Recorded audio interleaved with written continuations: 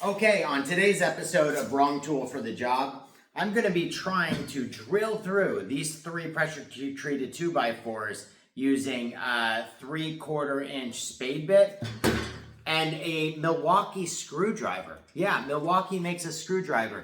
I don't understand what it's for. I don't know why I have it. It's like a drill, but really slow and with no speed settings. Here we go.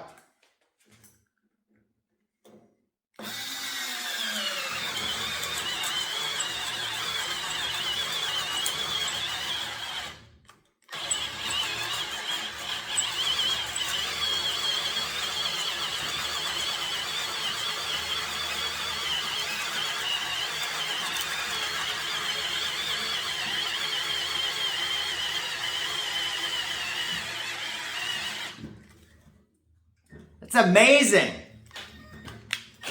It's not long enough to go through the bottom. Oh, that may never be coming out. Wow.